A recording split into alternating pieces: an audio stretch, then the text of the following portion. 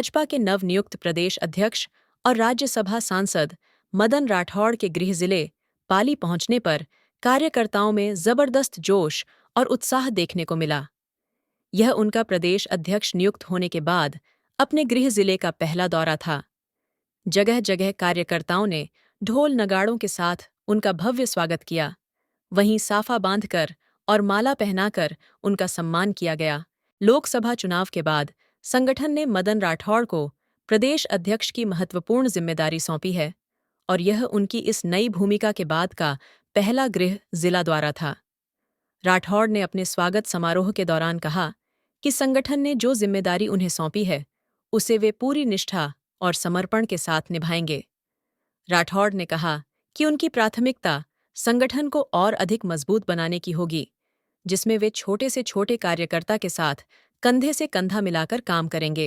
मेरे कार्यकर्ताओं का जो प्यार मुझे मिला है, जो प्रेम मिला है, मैं उससे अभिभूत हूँ।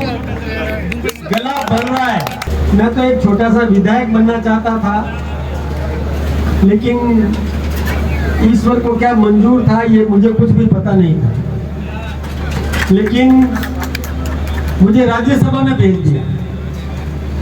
तो हिंदुस्तान का सर्वोच्च सदन है, पीपी चौधरी साहब को पता है कि अब मुझे कुछ पढ़ना है, तैयारी करनी है और देश की अंतरराष्ट्रीय और राष्ट्रीय परिस्थितियों के बारे में मुझे वहां पर कोई प्रस्तुतिकरण देना है। लेकिन अब पता नहीं क्या जचा, और एक काम ऐसा दे दिया कि अब आपके बीच में ही रहो, आप सबके बीच में रहने का फिर अवसर दे दिया। निरंतर प्यार रहा तो निश्चित रूप से दोनों जवाबदारियां अपन निभाएंगे। आज दो बातें मैं कह करके मेरी बात को समाप्त करूंगा।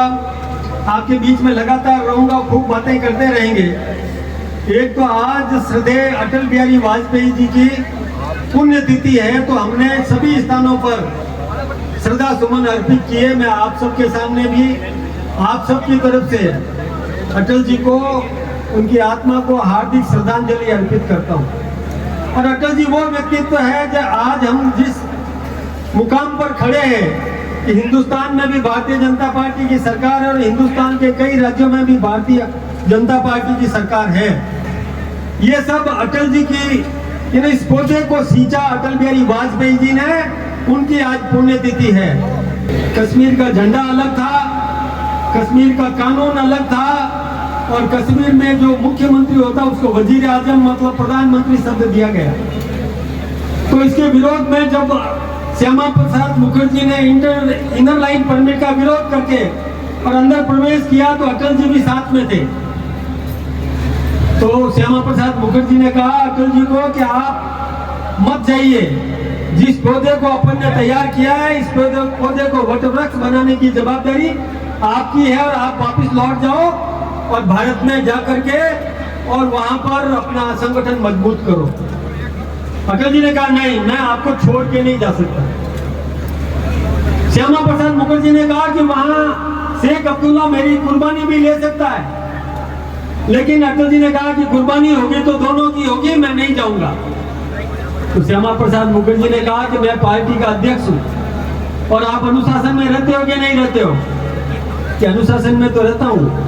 तो अनुशासन में रहते हो तो पार्टी के अध्यक्ष का आदेश मानो, मैं तुमको भेजता हूं कि तुम हिंदुस्तान में भारतीय जनसंघ की उसको मजबूत करो। अब आदेश और अनुशासन पालना करके अटल जी वापस लौट करके आए और उन्होंने तिल तिल अपना खून पसीना बहाकर और इस जनसंघ के पौधे को खड़ा किया, उसको वटवृक्ष बनाया कि आज हिंदुस्तान में देश के प्रधानमंत्री नरेंद्र भाई मोदी तीसरी बार देश के प्रधानमंत्री बने। आज नरेंद्र भाई मोदी जी को एक वोट आपने भी भेजने में अपनी अहम भूमिका निभाई, पीपी चौधरी जी को जिता करके दिल्ली में भेजा।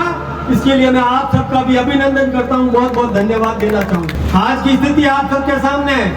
आज आपने भी ज्ञापन दिया था, बांग्लादेश में जो कुछ भी हमारे साथ में हो रहा है उसका विरोध प्रदर्शन आपने भी आज किया था। आप सबको पता है कि यह भी विडंबना यह हमारे सामने भी हुई थी, और आज बांग्लादेश में वही हो रहा है कि हमारे भाइयों को वहां से प्रताड़ित किया जा रहा है, परेशान किया जा रहा है, मंदिर ध्वस्त किया जा रहा है और उनको भागने के लिए मजबूर किया जा रहा है, वहां पर अराजकता की स्थिति बनी हुई है। और इतनी अराजकता की स्थिति कि वहां के मुखिया को भी देश छोड़ के भागना पड़ा, हिंदुस्तान में शरण लेनी पड़ी।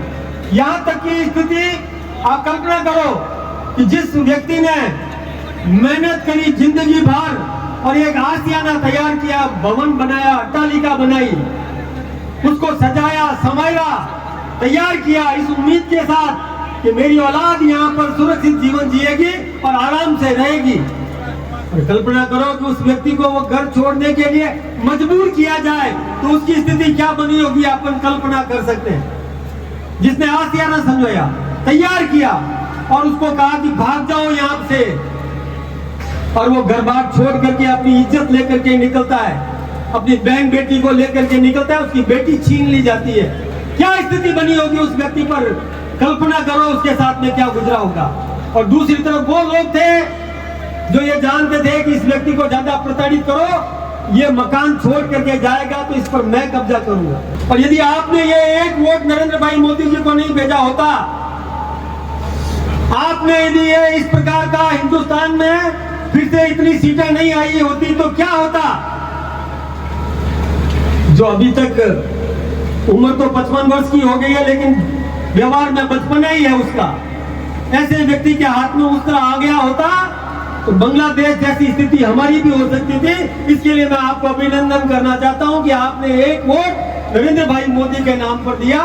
चुनाव में अपेक्षाएं बढ़ती है, लेकिन जब देश का प्रश्न हो, जहां राष्ट्र का प्रश्न हो, तो राष्ट्र सर्वोपरि है और हम सबको एक मुखी होकर इन संगठन को मजबूत करना है। और भारतीय जनता पार्टी को वही एकमात्र राष्ट्रीय चरित्र वाली पार्टी है, उसको मजबूत करो, उसकी जवाबदारी मुझे भी दी है।